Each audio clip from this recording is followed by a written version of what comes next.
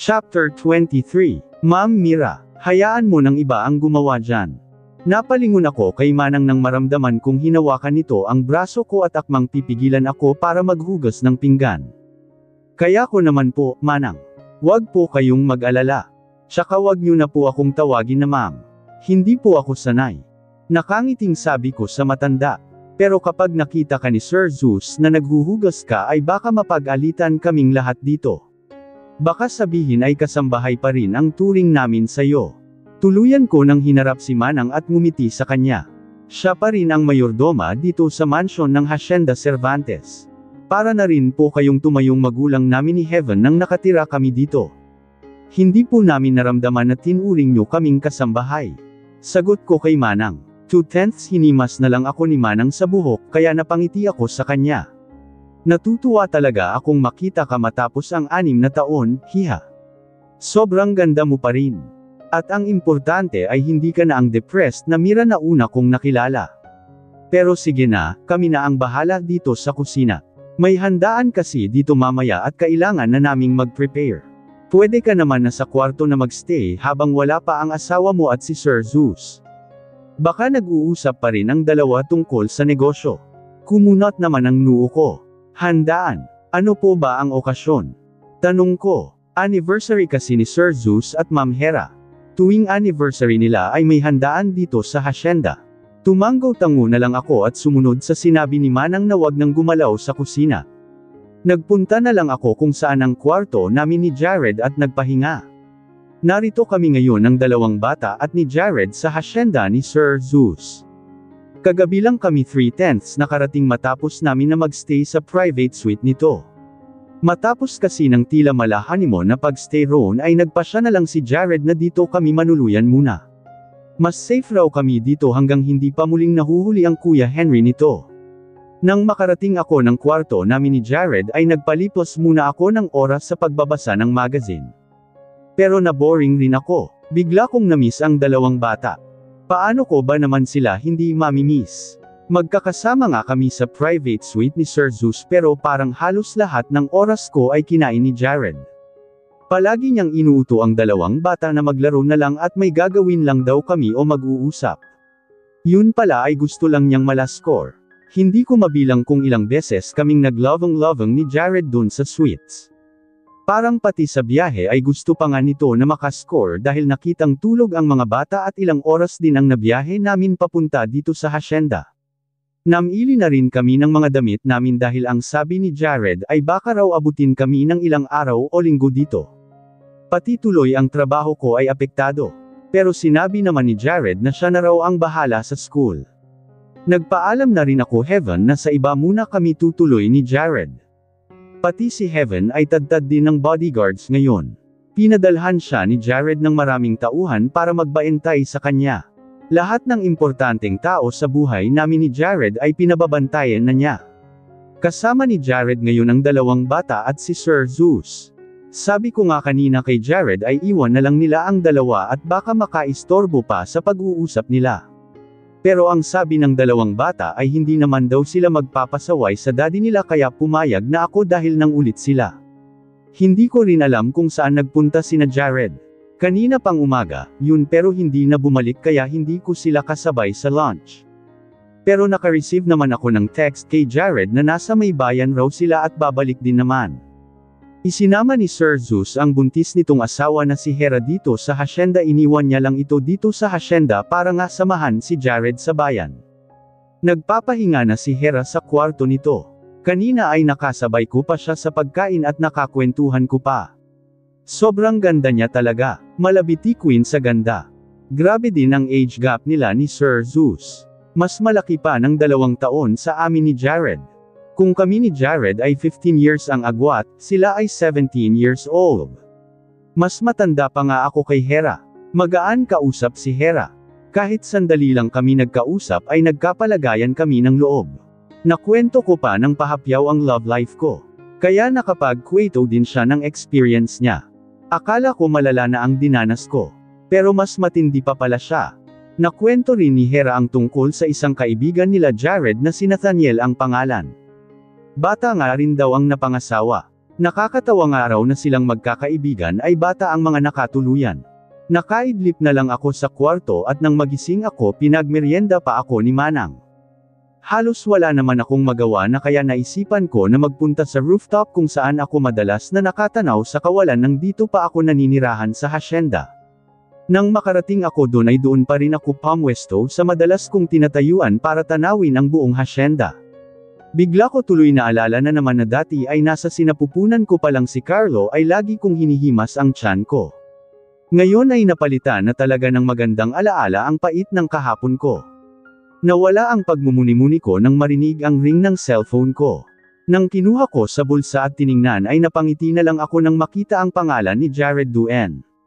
Hello, love. Nakangiti kong bungad nang sinagot ko ang tawag.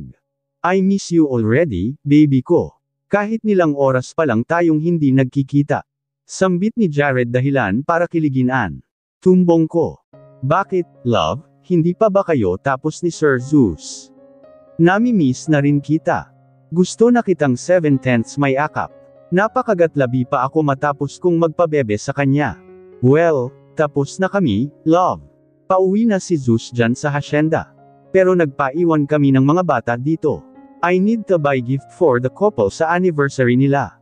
Can you help me? Sure, love. Okay, baby, may mga tauhan ako na maghahatid sa'yo papunta dito. See you here. I love you. Matapos ng takot na sweet messages ni Jared ay saka lang nito binaba ang tawag.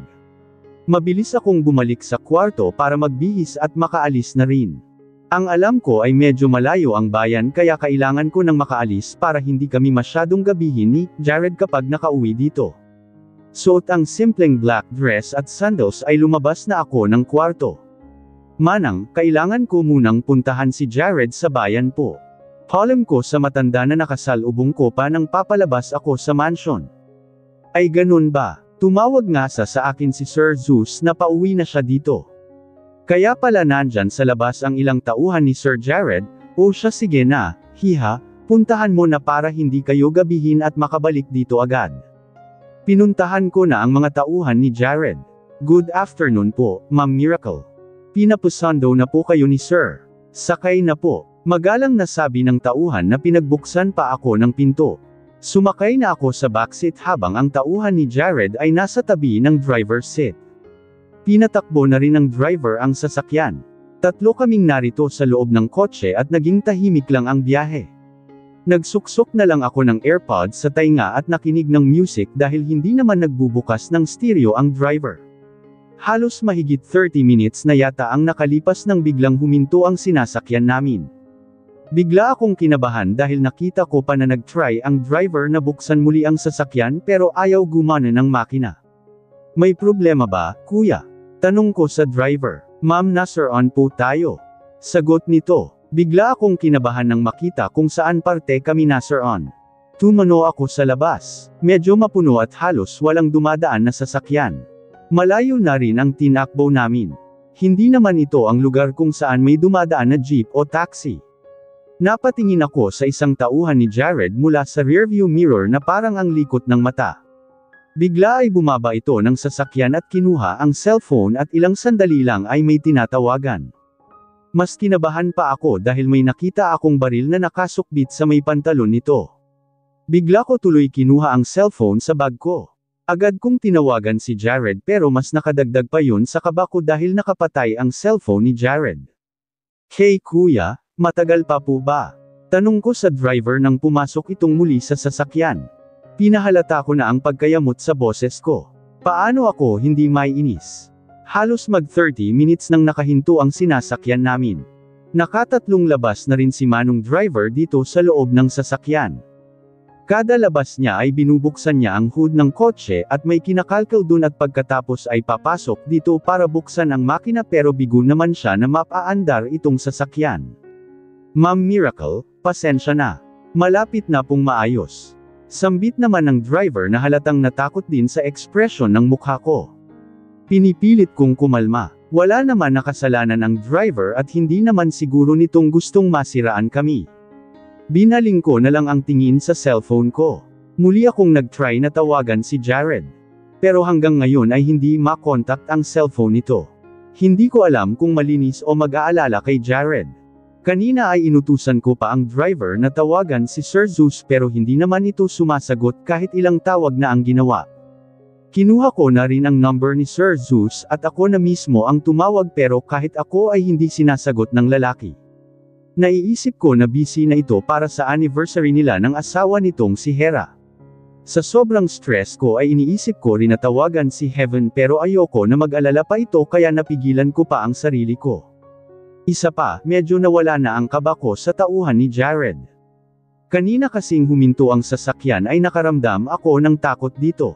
Lumabas pa ito at may tinatawagan habang malikot ang mata na patanjin tingin sa paligid. Tapos ay napapatingin pa ako sa baril niya. Feeling ko tuloy ay may gagawin na masama sa akin. Natural lang naman na matakot ako dahil may history ako na nakidnap na. Pero naisip ko na hindi naman kukuha si Jared ng tauhan na hindi mapagkakatiwalaan. Never ako ilalagay sa panganib ng lalaki. Tsaka kung may balak na masama itong tauhan ni Jared ay kanina pa nito dapat ginawa, pero hanggang ngayon ay nasa labas lang ito at nagmamasid. Mukhang alisto lang ito sa paligid kaya pala ganun ang kilos nito. Pero hindi pa rin ako mapapanatag hanggat hindi ko nakikita si Jared at ang dalawang bata. Kaya hindi pa rin ako mapalagay dito sa kinauupuan ko. Lumingon ako sa labas kung saan nasisilip ko ang tauhan ni Jared na patanjin tingin pa rin sa paligid. Bigla naman ay tila nahalata ako nito na tinitingnan siya at biglang lumapit sa bintana at kinatok ako. Napilitan akong buksan ang bintana. Ma'am Miracle, ayos lang po ba kayo? Halata ang pag-aalala sa mukha ng tauhan ni Jared. Gusto ko nang makaalis dito. Mayapit ng dumilim. Nakasimangot na sabi ko ayoko na maabutin kami ng gabi sa kalsada. Pero sure na pagdating namin sa bayan ay baka madilim na. Huwag po kayong mag-alala. Maayos na po ang sira ng sasakyan. At sinisigurado ko pa ang safety niyo hanggang sa magkita po kayo ni Boss JK. Kahit paano ay napanatag ako sa assurance ng tauhan ni Jared. Tinanguan ko siya at matapos ay senaryo na ang bintana. Pinakalma ko ang sarili. Hanggang sa bigla akong mapangiti nang marinig ko ang pagbukas ng makina ng sasakyan. Kuya, okay na po. Nakangiting tanong ko na. Nilingan ako ng driver. Opo, ma'am. Humandar na po. Ililigpit ko na lang ang gamit at magbiyahe na po uli tayo. Bigla ay parang gamaan ang dibdib ko kahit paano, lang sandali na lang ako naghintay at nagsimula na kaming bumiyahe muli. Kagaya ng inaasahan ko ay madilim na nang nakarating sa lugar kung saan sinabi ni Jared na magpunta ako. Pero mas kinabahala ko dahil wala na si Jared doon. Hindi ko alam ang mararamdaman ko. Tuluyan na akong nakaramdam ng inis kay Jared na iniwan na lang ako. Hindi naman nito alam na nasa on kami dahil hindi ko na-contact ang cellphone nito habang nasa biyahe. Nag-text naman ako na nasa on kami kaya hindi makakarating agad. Malamang na hindi na ako nahintay ni Jared at bumili na ng regalo para makabalik sa hasyenda agad. Kuya, bumalik na tayo sa hasyenda. Mataas ang boses na utos ko sa driver ng binalikan ko na lang ang sasakyan. Ah, sige po, Ma'am Miracle. Sagot ng driver. Pinagbuksan naman ako ng tauhan ni Jared at halos padebog akong pumasok ng kotse. Nag-aalala tuloy ako kay Carlo at Ella na kasama ni Jared. Hanggang hindi ko sila nakakausap ay hindi ako makakapag-relax ng husto. Kagaya kaninang papunta kami ay naging tahimik lang ako. Pasalamat ko na lang sa Diyos at tuloy-tuloy na ang naging biyahe namin at hindi na kami nasaron pa. Akala ko naman ay makakahinga na ako 6:15 nang maayos nang makarating kami ng hasyenda. Parang 1 kilometro bago makarating ng mismong gate papasok sa mansyon ni Sir Zeus ay nagmistulang gubat ang lugar. Nagtataka naman ako na hindi ganito kagabi ang itsura ng lugar. As in walang kailaw-ilaw o bukas man lang na poste kahit saan. May mga poste kasi sa madadaanan. Anong nangyari, kuya? Tanong ko habang sa labas nakatingin at inaaninag ang paligid. Tanging ilaw lang ng headlight ng sasakyan ang nagbibigay liwanag kaya kahit papaano ay may naaninag ako sa pagsilip ko. Para naman akong sa hangin nakipag-usap dahil wala man lang sa dalawa kong kasama dito sa loob ng sasakyan ang sumagot sa akin. Hanggang sa makarating kami sa may tarangkahan ng gate. Bumaba naman ang tauhan ni Jared. Akala ko ay para buksan ang gate at pumasok kami. Pero binuksan nito ang pinto ng kotse. Ma'am Miracle, halika na po at hanggang dito na lang po tayo. Kumunot naman ang noo ko. Wala pa kami sa loob ng mansion at maglalakad pa ako ng malayo dahil malawak ang lugar na ito. Pero sumunod na lang ako sa utos ng tauhan kahit puno ng pagtataka sa isip. Bumaba ako ng kotse. Mas lalo akong nagtaka dahil mula dito naman sa entrance ay matatanaw ko na dapat ang mansion ni Sir Zeus. Pero hindi nangyari yun dahil dilim ang bumungad sa akin nang pumasok na ng gate. Pinatay pa ng driver ang sasakyan kaya nawala ang liwanag sa headlight at lalong mas dumilim. Ang akala ko ay may party ngayon. Bakit walang kaylo ilaw? Tanong ko na ang tingin ay nasa karimlan. May inabot sa akin ang tauhan ni Jared. Flashlight yun na binuksan agad nito. Ma'am, gamitin niyo po ito. Kinuha ko ang flashlight at tinapat sa may mansion. Hindi naman kaya ng liwanag na makita, yun at mas okay lang na itapat sa lupa para makita ko ang dadaanan. Nang muli kong binaling ang tingin sa tauhan ay nakatalikod na ito sa akin.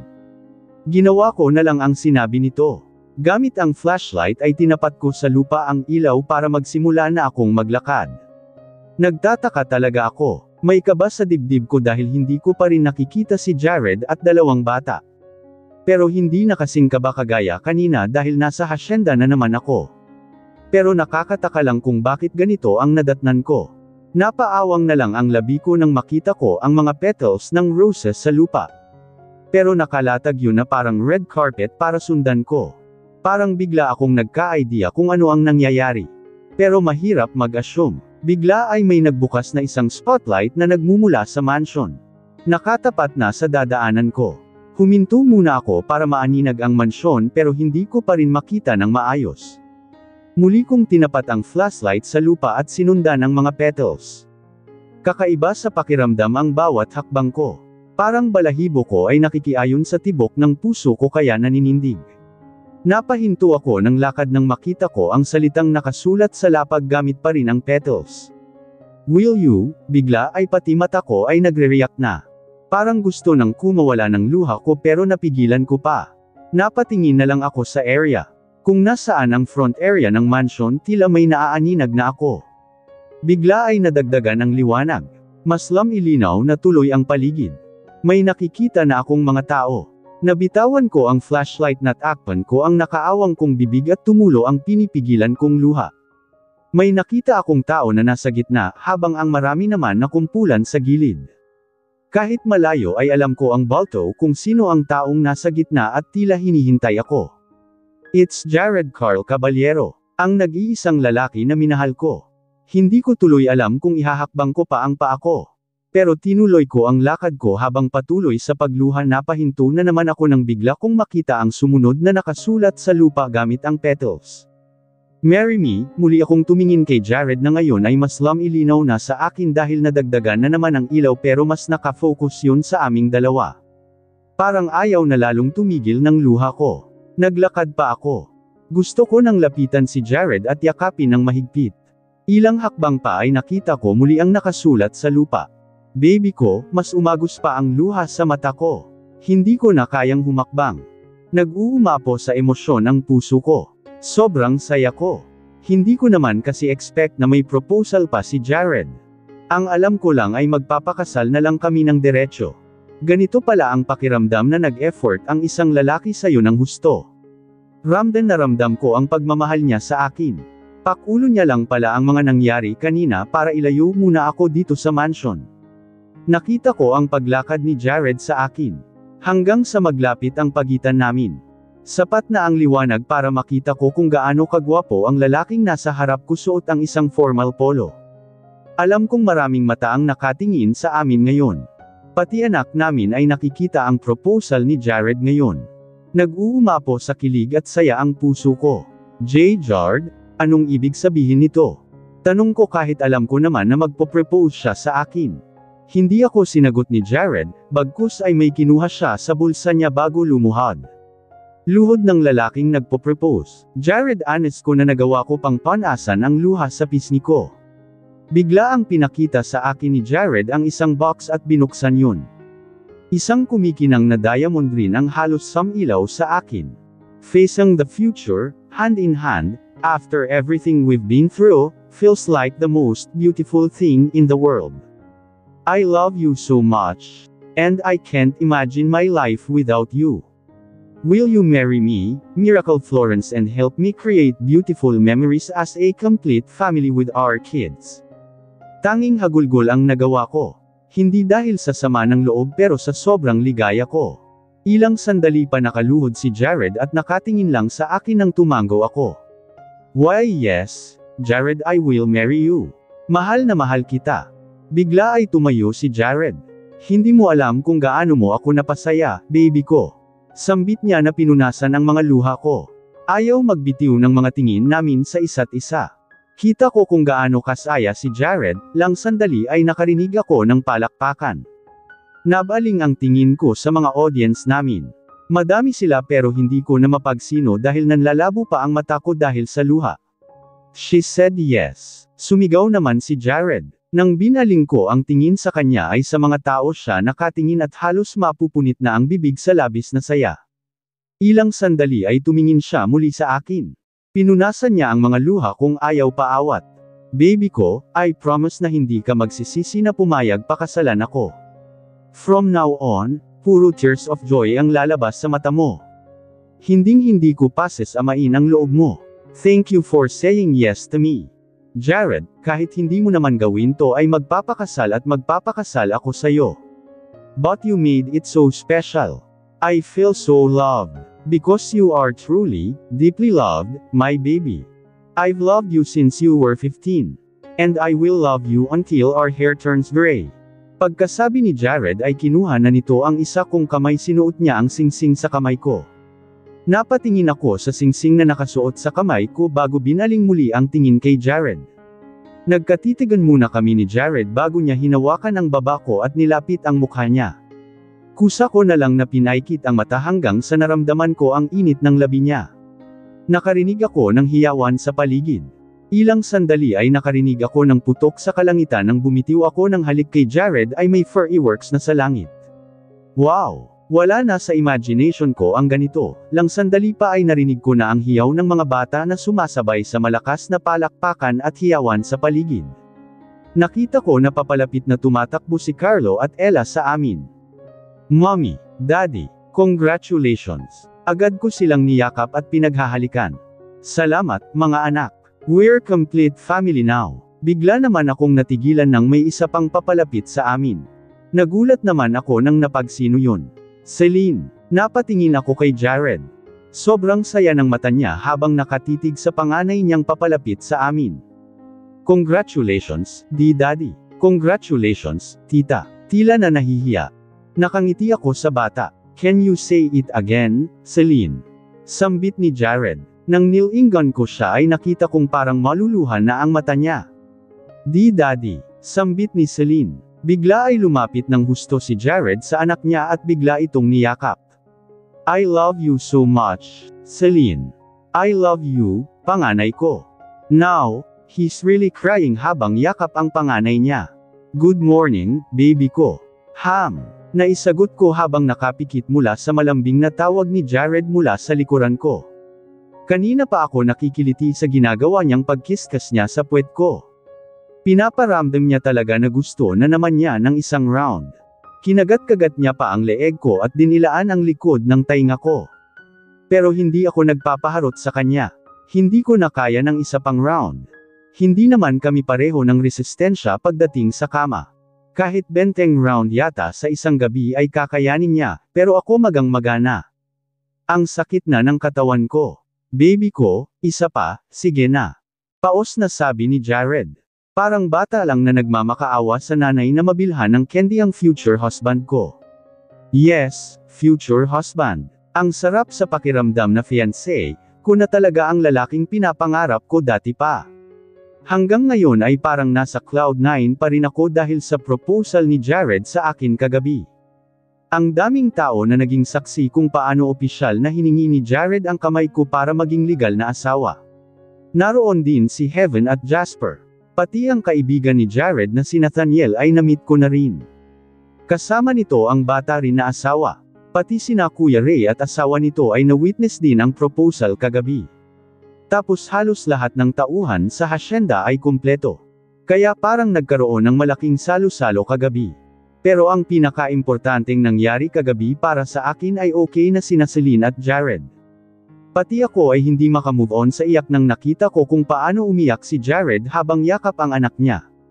Ang tagal hinintay ni Jared ang pagkakataon na makasama si Celine nang wala nang hadlang sa kanila at hindi na kilala lang siya na bilang tito. Ang tagal niyang pinangarap na kilalanin siya ng panganay niya bilang daddy. Baby, please, biglang ungot na naman ni Jared. Ngayon ay naramdaman ko na ang kamay niya na pinagapang niya mula sa balikat ko. Hinimas ang braso ko hanggang sa makarating sa bewang ko. Pinadaus-daus pa niya sa balakang ko. Nakabalot kami sa kumot dahil sa lamig ng aircon na parang tumatagos pa rin dito sa kumot pero biglang nag-init ang pakiramdam ko sa himas ni Jared. Damilat na ako. Bumungad sa akin ang madilim pa na kwarto. Tanging ang nakasinding table lamp sa may table ang nagbibigay ng liwanag. Gumalaw na ako at hinarap si Jared. Namumungay pa ang mata ko at pinakita ko sa kanya na antok pa ako. Love, pagod na ako, reklamo ko. Kinabig pa ni Jared ang balakang ko. Pinagdidikit talaga niya ng husto ang lower body namin kaya halatang hindi niya kayang magpigil dahil ang tigas noon. Malamang nasasakit ang puso niya kapag nagtiis. Promise, last na, baby. Mamayang gabi matutulog lang tayo. Hindi na kita kukulitin. Puno ng pakiusap ang mata ni Jared. Ang hirap rin natanggihan ni Jared. Ang lakas makarupok sa katawan kung sagana na sa dilig pero simpleng himas lang niya ay nagalawa agad ang pemapem ko sa pagkasabik. Pati sa bedroom voice niya ay madadala ka na lang. Pero, last na talaga, love, ha? Ang sakit na kasi, baka maging maluwag na ako, tapos maghanap ka pa ng iba. Nakita ko naman ang iting tagumpay si Jared dahil pumayag na ako. Biglang nag-apoy sa bogli ang mata niya. Promise, last na, baby. Sambit niya na dinala ang kamay niya sa may puwet ko at pinisil yun. At tungkol naman sa sinabi mo na maghahanap ng iba. That's impossible. Hindi basehan ang sikip o luwag sa tibay ng relasyon natin. Nakagat ko ang babang labi dahil sa pakilig na naman niya. Love, sambit ko na ako na mismo ang kumabig sa batok niya para halikan siya ng mapusok. Ramdam ko pa ang freshness ng mga laway namin. Bumangon kasi ako kanina at nag-gargle pa. Ilang beses rin kaming nagising kaya kada gising namin ay iihi kami at nakakapagmumog. Nakatulog kaming wala ng saplot kaya nang magdikit na ng gusto ang mga dibdib namin at naging malikot na ang kamay ni Jared na humawak sa maseselang parte ng katawan ko ay hindi na rin namin napigilan pareho ang init ng mga katawan namin. Lang sandali lang ay napuno na ng ingay ang kwarto namin. Pawisan si Jared dahil halos siya lang ang gumalaw ay ako ay bumuka ka na lang at walang katapusang ungol ang ginawa. Kahit ang sakit na ng pempem ko ay nakaramdam pa rin ako ng sarap ng mag-isa pareho ang katawan namin. Nakatulog pa kami matapos naming maglovang-lovang. Nang magising ako sa tunog ng alarm clock ay tila kulang pa ako sa tulog. Pero pinilit ko pa rin na bumangon dahil oras na ng agahan. Ayoko na matukso ng bongga ng mga taong narito sa hasyenda. Baka isipin ay sobrang na-advance na ang honeymoon namin. Tulog na tulog pa si Jared, pero bilang parusa ay pinilit ko siyang gumising na para makasabay kami sa breakfast. Mas okay siguro na puyat siya para mamayang gabi ay hindi na muna nga siya manggalabit dahil kulang sa tulog. Sabay pa kaming nag-warm bath ni Jared at mabuti na lang ay hindi na nga siya nang harot pa sa akin. Late na kami sa agahan. Nagmamadali akong nagbihis. Hindi ko nga alam kung paano patatakpan ang chikinini ko sa leeg. Ilang patong ng concealer ang nilagay ko. Nilagyan ni Jared ng buong marka ang katawan ko. Hindi na rin siya nakapagtimpi sa sobrang gigil niya sa akin kagabi. Nang matapos kong magbihis ay pinuntahan pa namin ang mga bata sa kwarto nila pero wala na sila doon. Napilitan na lang kaming magpunta ng dining at halos lahat ng mata ay nakatingin sa amin. Good morning, newlyweds. Nakangising bati ni Sir Nathaniel sa amin ni Jared nang makarating kami sa dining area. Kitang-kita ko ang panunukso sa mga mata nito. Naramdaman ko ang pamumulan ng pisngi ko. Hindi tuloy ako makatingin ng diretsyo pati sa mga anak ko. Come on baby, don't mind them. Narinig kong sambit ni Jared. Naramdaman ko na lang na sinaklap niya ang palad sa akin at hinayla ako para makaupo na kami. Doon ako umupo sa tabi ni Ella. Katabi naman ni Ella si Carlo at kasunod nito si Celine. Tinabihan ako ni Jared. Mahaba ang mesa ng dining ni Sir Zeus, kasya kaming lahat. Napangiti ako sa kapatid kong si Heaven na nasa tapat ko lang. Katabi naman niya si Jasper. Nakikita ko rin ang panunukso sa mata ni Heaven. Nginitian ko na lang siya. Binaling ko ang tingin sa mga bata. How's your sleep, Ella, Carlo and Celine? Okay lang po, Mommy. Si Carlo ang sumagot. Pero kanina po kumakatok kami sa kwarto niyo ni Ella pero di po kayo lumabas. Nag-uusap po ba uli kayo ni Daddy? Nanlaki ang mata ko sa tanong ni Carlo. Dinag pa naman ng lahat ng tao na narito sa mesa at sandali kong nilibot sila ng tingin. Mommy, Daddy, bakit ang tagal niyo po mag-usap ni Daddy? Biglang tanong naman ni Ella na lalong kinablush ng pisngi ko. Nakarinig ako ng malakas na tikhim at tila nauubo pa. Nang tiningnan ko ay si Sir Zeus yun. Nakikita ko kasi siya mula dito sa kinauupuan ko at napapailing na lang ito. Hey, mga anak, you know that Mommy and Daddy are getting married. Marami kaming pinag-uusapan tungkol sa kasal namin. Just continue eating. Singit naman ni Jared na sinisipat ang mga bata. Mukhang na-convince na naman ni Jared ang mga anak niya. Nagsimula na kaming kumain at naging magana kami sa hapag. Panay ang kwento ng mga kasama namin, panay tukso sa amin. Nakakahiya nga, naririnig tuloy ng mga bata. Mabuti na lang at hindi pa sila nakaka-relate masyado sa green jokes. Pero naiilang naman ako kapag napapatingin kay Heaven. Siyempre ay never pa naman itong nagkaroon ng boyfriend kaya virgin na virgin pa ang kapatid ko. Nakikita ko tuloy ang pamumula nito. Hanggang sa matapos kaming kumain. Binigyan ko ng time si Jared at Celine na makabonding kasama sina Carlo at Ella. Ako naman ay kasama si Jasper at Heaven. Sinamahan rin kami ni Hera at ang asawa ni Nathaniel na si Alwana. Pinagtingin nila ako ng wedding gown na gusto ko habang nasa garden kami. Gaganapin kasi ang kasal namin ni Jared 2 linggo mula ngayon. Kaya lahat ay kailangan na madaliin. Kumuha na rin naman si Heaven ng wedding planner at baka bukas ay nandito na yun sa hacienda. Pauwi na rin sina Heaven at Jasper bukas kaya sinusulit ko rin ang oras ko sa kanila ngayon. Sina Zeus at Nathaniel din at ang mga asawa nila ay ngayong araw naman luluwas pauwi ng Manila dahil nag-attend lang talaga sila ng proposal ni Jared kaya narito. May mga anak at negosyo rin silang naiwan sa Maynila kaya kailangan na makauwi sila agad. Dahil naman sa health reason kaya hindi nakapunta ang lolo ni Jared kagabi sa proposal, pero napadalhan naman ito ng video kaya sigurado akong masaya itong napapanood ang apo nito.